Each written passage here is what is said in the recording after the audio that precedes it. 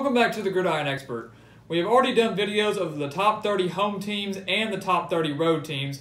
Now, after multiple requests, we're going to break down the top 30 neutral site teams these past 5 years. And the requirements for this study were fairly simple. The neutral site games were considered any regular season game played at a neutral site, any bowl game, and any conference championship game. And the teams included had to have played at least a minimum of 4 neutral site games over these past 5 years. So any team that played less than 4 neutral site games these past 5 years were not included in the study. So we're going to go ahead and break down these top 30 rankings, and you will not believe who is at number 1. I was very surprised to see that Tennessee ranked number 1 in the neutral site rankings these past 5 years. The Volunteers went a perfect 6-0, which was all under Butch Jones, which I thought was very, very interesting.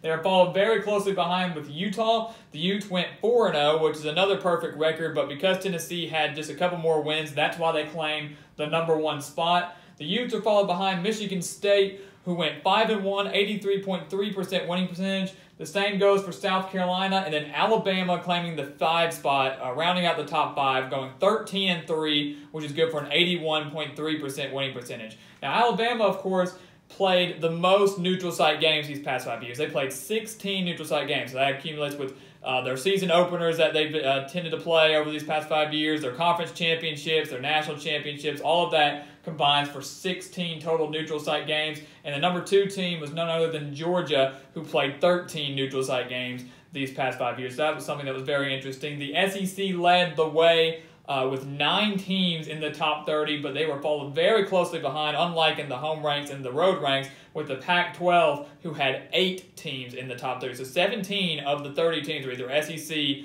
or Pac-12 teams, and that you can see how that's represented over here in the conference ranked, with the SEC leading the way at number 1, but followed not too far behind by the Pac-12. So Clemson, Notre Dame, Northwestern, Florida State, and Ohio State round out the top 10, which really is to be expected. It's not a major surprise there. I think one of the bigger surprises was seeing Northwestern in there at number 8, maybe South Carolina up that high at number 4. But the reason that we had a minimum of 4 game requirement for this study was because if you look at a team like Oregon State, for example, they went 1-0 these past 5 years in neutral site games. I think they won their bowl game in 2013. Or Iowa State, who had 1 neutral site game that they won last year against Memphis. So, you know, that technically is a perfect record and counts as a 100% winning percentage, but you really need to see more games to kind of see how a team does at neutral locations. So that's what we had, a minimum of 4 neutral site games. Tennessee with 6, Utah with 4, Alabama with 16. So you really need to kind of see, as those wins and those games accumulate over time, how a team does in those bowl games or those conference championship games. And that's why we had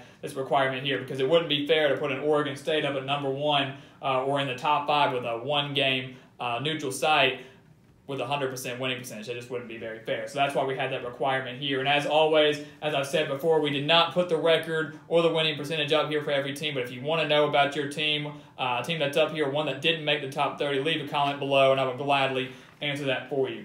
So obviously you can take a look at these rankings. You have a couple teams that were very surprising just to crack the top 30 in their neutral sites. You got Army up here. We did include Independence in this, as you can see with Notre Dame cracking the top 10. Army coming in at 17th with a 6-4 record these past 5 years. Of course, that's 60%.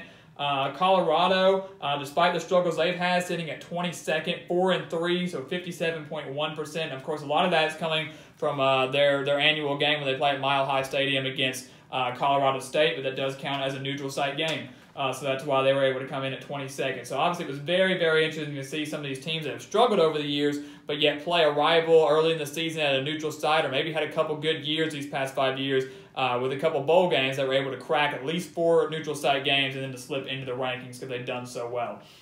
And you come over here and look at the conference ranks, it's no surprise once again that the SEC landed the number 1 mark, much like they did in the home ranks. They were 66-43 over these past 5 years at neutral sites, which is good for 60.1%, so about 5% decrease from their home record. And they are followed right behind the Pac-12, who was also second in the home ranks, 37-35, though just right above 500, 51.4% winning percentage. And if you do not count the independents, those are the only 2 Power 5 conferences that landed with an above 500 winning percentage on neutral site games these past 5 years. So that was kind of something that was really interesting to see. And of course, one other thing you have to keep in mind is to look at the caliber of the teams some of these programs play in their neutral site games. You look at Alabama, who's playing the toughest team from the SEC East. They played Georgia in the national championship. They played Clemson multiple years in a row. So you've got to kind of look at the caliber of their opponent at their neutral site games versus, a team that goes to the New Mexico Bowl or something like that,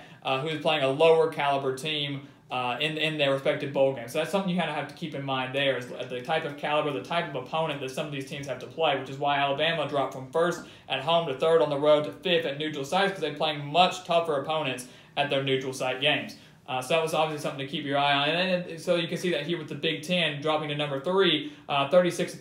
They're below 500. That's a 48.6% winning percentage. So you can look at these conferences and say, well, 3 of these conferences fell below 500. But you have to keep in mind how many of those teams are making bowl games, are making those neutral site games, and how well they're faring in those neutral site games as well. So that's kind of how that reflects here in the conference rankings. And as you can see, the SEC, Pac-12, and Big Ten was the exact same order as the home ranks. The Big 12 and the ACC were very close in those home ranking winning percentages as well, and they were just flipped in the home ranks. So very similar records, or very similar winning percentages, to compare them from the home ranks to the neutral site games. So that was very interesting as well. And if you want to count the independents, they would have ranked second with a 56.7% winning percentage, 17-13 overall. The only independent team we did not include in this study was Liberty, who is coming into the FBS this year as an independent. And as I've reiterated over and over and over again, so we don't get so many comments, it's a minimum of 4 games. So maybe your team did go a perfect 3-0 these past 5 years in neutral site games, but they did not have 4 games, so they did not make the cut for the top 30 or for these rankings here. However, their record did contribute to the overall conference rank, so that's something to keep in mind there. So overall, it was a very interesting study that gives you an inside look these past 5 years over all the locations you could have played at home, on the road, and neutral sites to kind of see how these teams stack up and just the correlation and how consistent some of these teams are. Alabama making the top 5 every time, home, road, and neutral site. Clemson up there in the top 10 just about every time. So you can kind of see some of the surprises, but also the consistency among some of the major powerhouses that we expect to do well every year, regardless of the location of their game. So it was obviously very interesting to see that in regards to home, road, and neutral site. So this was a very, very interesting study. That concludes all of our rankings, top 30 rankings for all of that. Next up, predictions. Now, we are going to take a little bit of a break in preparation for predictions. This will be the last video we have until predictions start on June 29th. So that's 2 weeks from tomorrow, 2 weeks from Friday, June 15th. So keep your eye out for that. No videos will be posted until then. We've got a lot of preparation, a lot of work coming into it, but I promise y'all, you guys are going to like it.